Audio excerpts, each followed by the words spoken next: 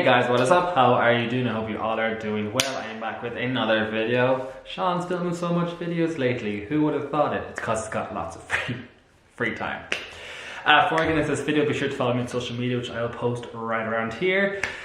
And let us get into this video. Right, so sometimes I see shows for a number...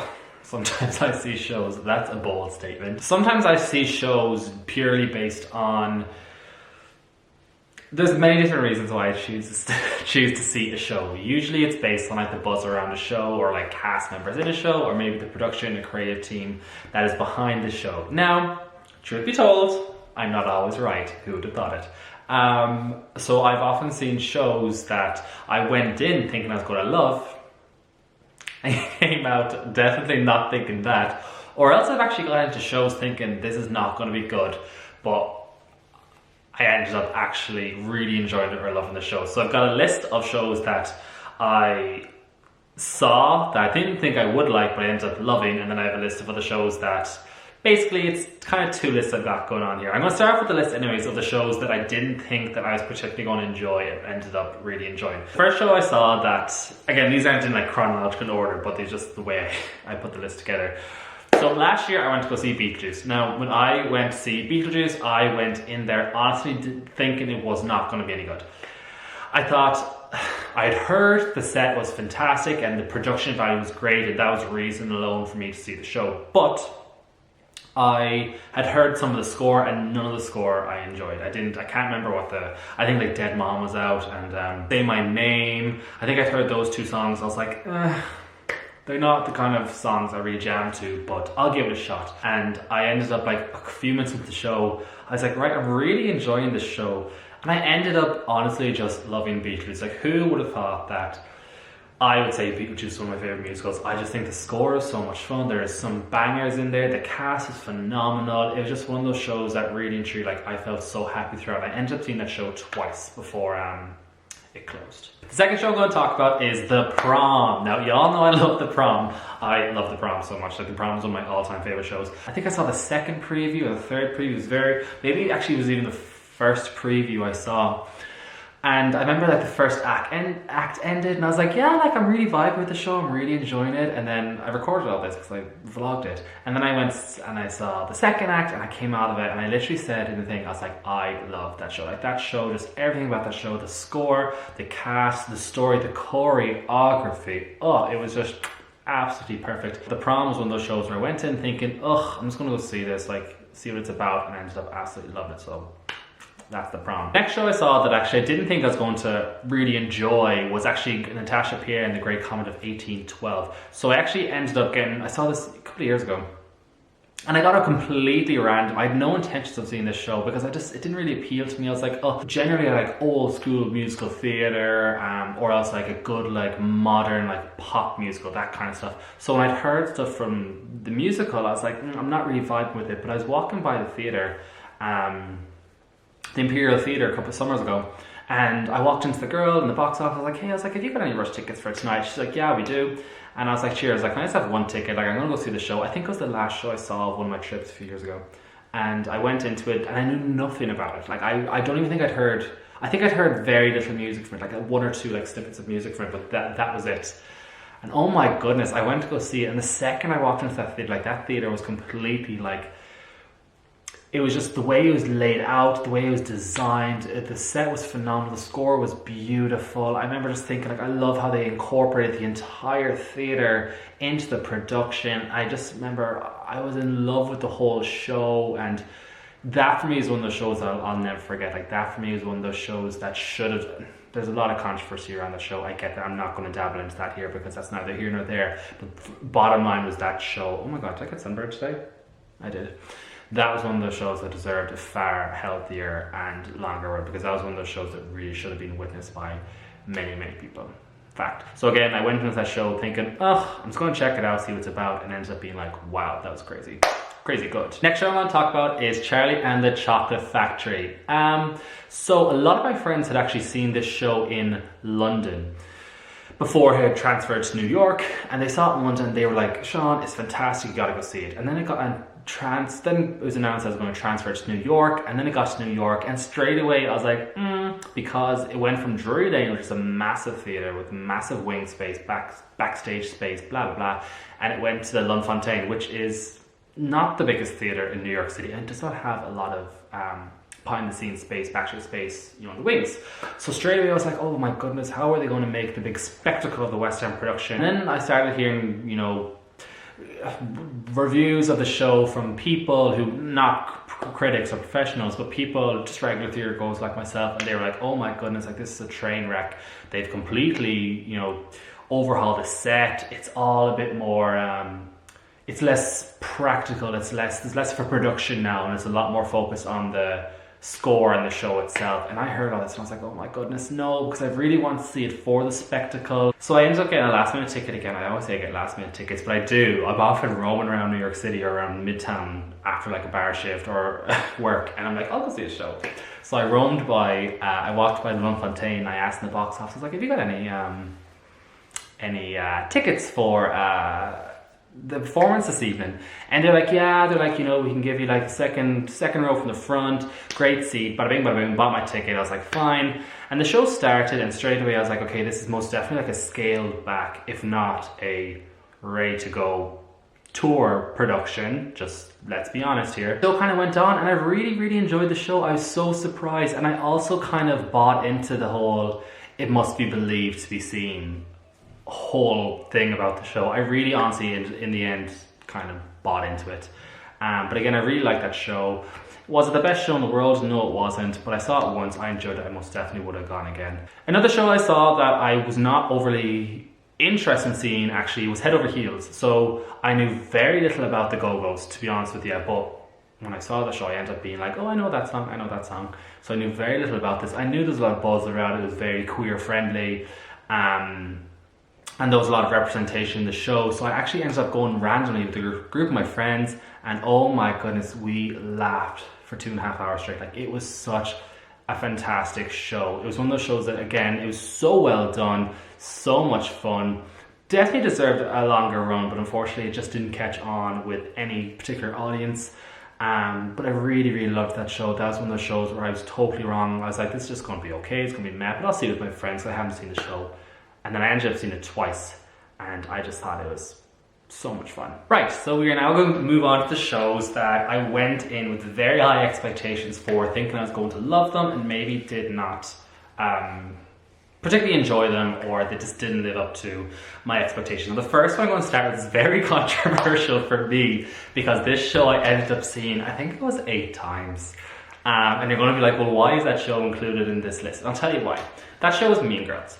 So I can't stop laughing because I just think I sound so hypocritical. So the reason why I'm putting this show in here is because I saw Mean Girls 8 times. Now, maybe I'm the reason for this being an issue.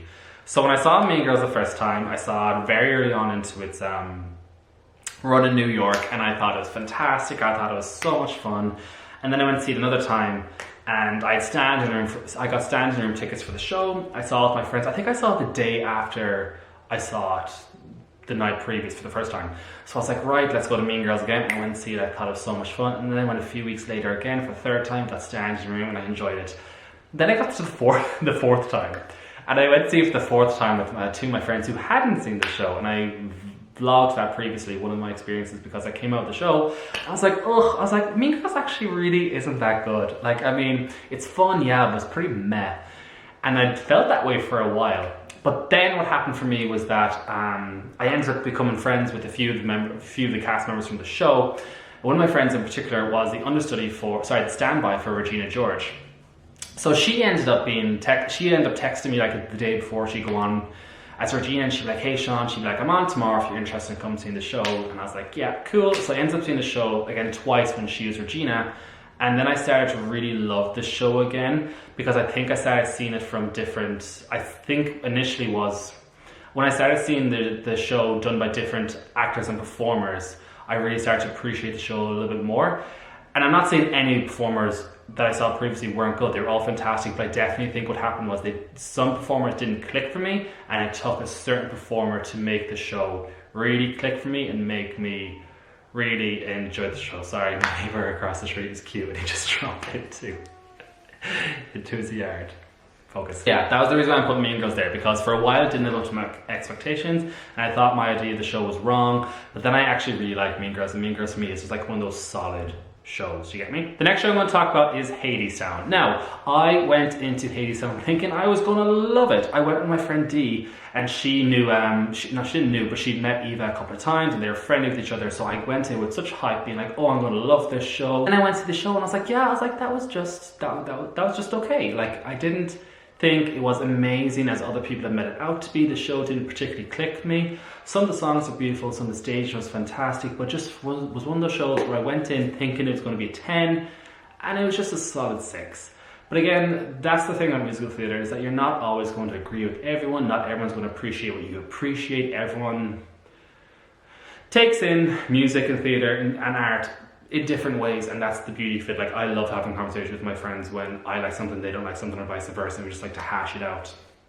But Hadestown again was one of the shows that it wasn't what I thought it was going to be. But I would see it again, but I just didn't love it the way I thought I was going to. Next show I'm going to talk about is The Cher Show. Now, my friend Amy loves this show, and I actually remember I said this to Amy when I posted one time about The Cher Show, something on my YouTube. Someone commented on it, being like, "Oh, they're like, are you and Amy not friends anymore because you don't like The Cher Show and she does?" And I was like, well, no, because we can have difference of opinions. Anyway, I went to see The Cher Show with my friend Nicole. The show didn't click with me. I thought the cast was great. I thought some of the staging was nice, but it was one of those shows where it just was like, just didn't click for me.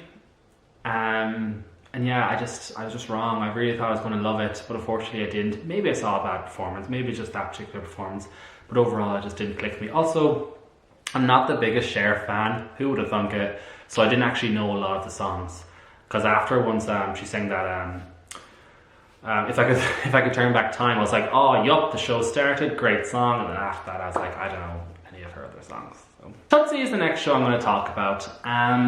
Yeah, Tulsi, where do I start with this one? I went in, I've already done a video on this where I reacted to the cast album, and I went in expecting to love the score. I'd heard a few snippets of the score. I heard the snippet of the overture and the snippet of the entr'acte, which David Yazbek had posted to social media. He posted on his Instagram. And I remember going in and being like, yes, I'm going to love this show. Everyone's saying it's pure comedy gold. Yes, yes, yes. Got 2 rush tickets, went with my friend Kevin. Nothing clicked for me. I didn't find it funny. I just didn't like the score. I just thought the set was fine. It just was one of those shows. Again, I say this all the time. I'm not dissing any particular person by saying I didn't like it. It just, for me, didn't click for me as an individual. That's not saying I'm right or I'm wrong, or if I say I don't like it, I mean you're not going to like it. And just because I don't like something doesn't mean it's bad. It just means I did not like it. The next show I'm going to talk about is Dear Evan Hansen. Now, this show was such a random one for me, because I remember buying tickets for the show months in advance, and I know why I didn't like this show, and I'll tell you. First off, I don't agree with the story. I don't like how there was no repercussions for Evan Hansen. There was no repercussions for Evan Hansen in the end. In the end, all he did was wrong, and there was no kind of like, oh, it was all kind of like, oh, well, you did wrong, but it's fine, and it was brushed under the carpet. My main issue with this show and why I didn't like it was, first off, the score is great.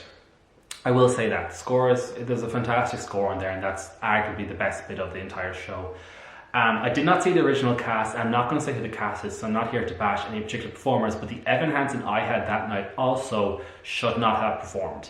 I think he needed vocal rest, or I think he was ill, but he should have asked an understudy or a standby to perform that particular performance, because I don't think vocally he was there, and I thought that was a bit unfair, because often he didn't hit the notes.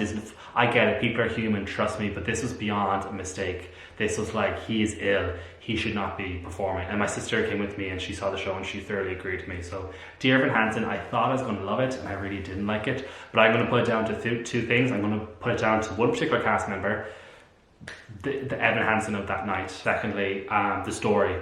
The book, I did not like the way that it all played out. The next show I'm going to talk about is Mamma Mia. Oh my goodness, I thought I was going to love Mamma Mia when I saw it in New York years ago. Oh my goodness, about 6 or 7 years ago I saw it in New York, and I thought it was such a bore.